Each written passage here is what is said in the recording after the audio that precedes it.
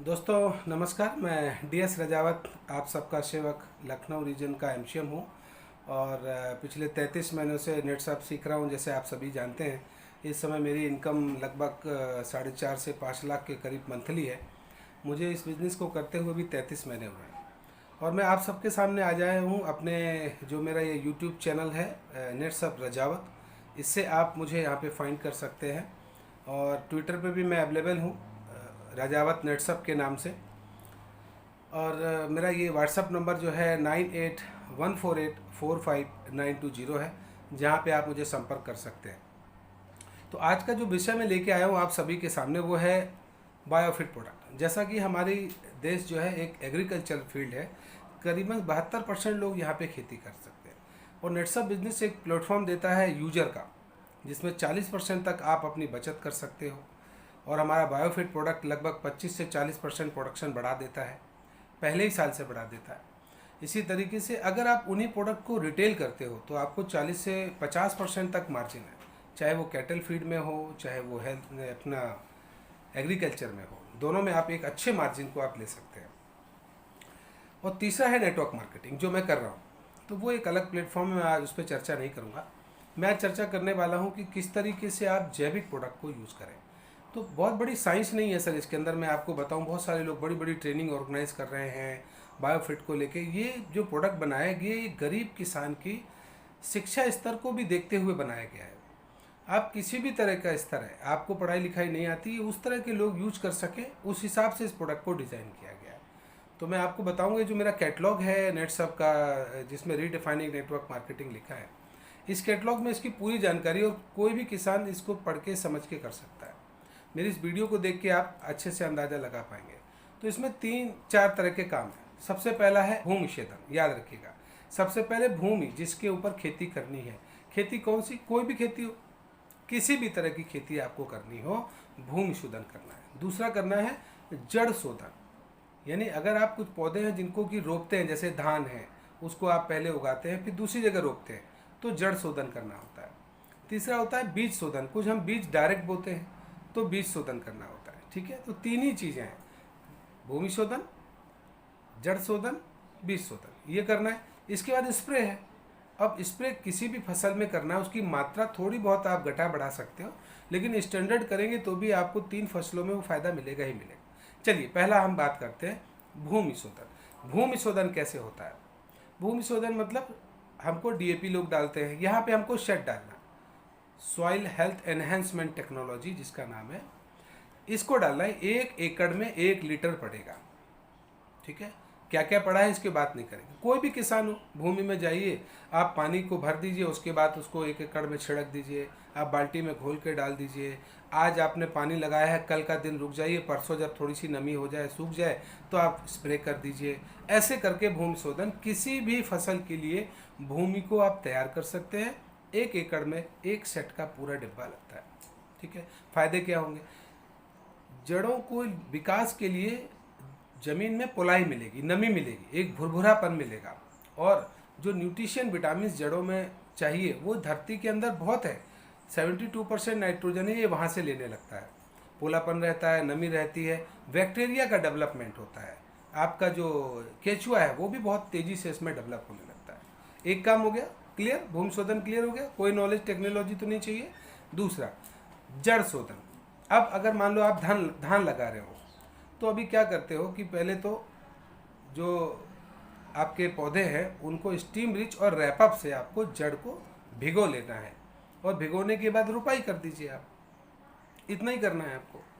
पानी जैसे डालना है, उसमें आप 10 लीटर पानी में पौधे रखे हुए हैं, तो 10 लीटर पानी के हिसाब से उसमें 10 ml स्टीम रिच डाल दीजिए और करीबन 30 ml उसमें आप रैपअप डाल दीजिए, रख के रहिए, आधे घंटे बाद रुपाई कर दीजिए। कोई भी पौधा हो, किसी भी तरह का पौधा हो, इस तरह कर सकते हैं। गन्ने हैं उनको रुपाई करते हैं, उसको भी सेम करना है। धान है उसको भी सेम करना है। कोई सीखने की जरूरत नहीं है इसमें ज़्यादा आपको। इससे क्या होता है, जड़ों की जो प्राइमरी रूट होती है उसमें विकास बहुत अच्छा होता है। ये इसका काम होता है, जड़ रोज। दूसरा है हमारा बीज शोधन। इसके बाद बीज शोधन करते हैं।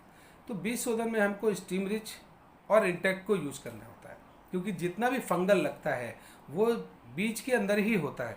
अगर आप बीज का फंगल हटा दें, बीज से अगर फंगल को हटा दें, तो आपका जर्मिनेशन बहुत स्ट्रांग होगा, उसके साथ में फंगल नहीं डेवलप होगा और उसके साथ खरपतवार भी ज़्यादा नहीं लगेगी। तो इसके लिए क्या लेना है, स्टीम रिच लेना है, प्लस आपको इंटैक्ट लेना है।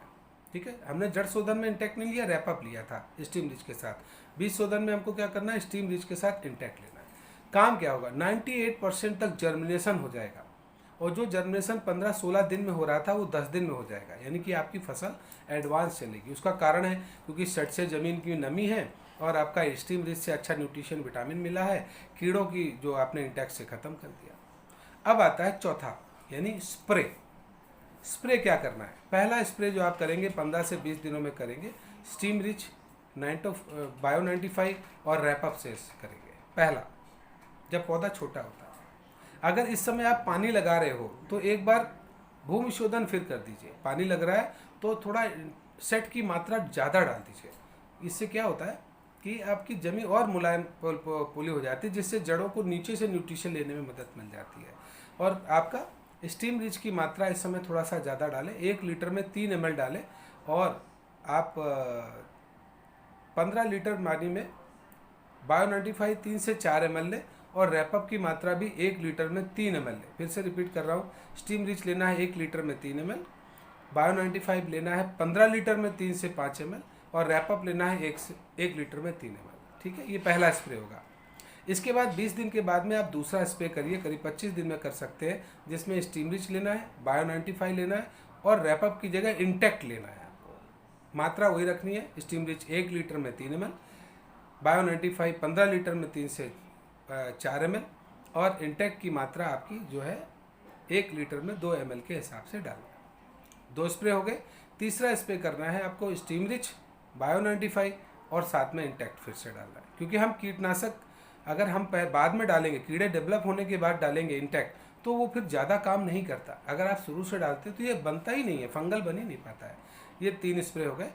और तीसरे स्प्रे में कोशिश करिए, अगर पेड़ों में पीलापन है, मुरझाया सापन है, थोड़ा सा आपको डर लग रहा है, बाई चांस, वैसे लगेगा नहीं, तो आप 15 लीटर के अंदर 1 CFC का चम्मच मिला सकते हैं।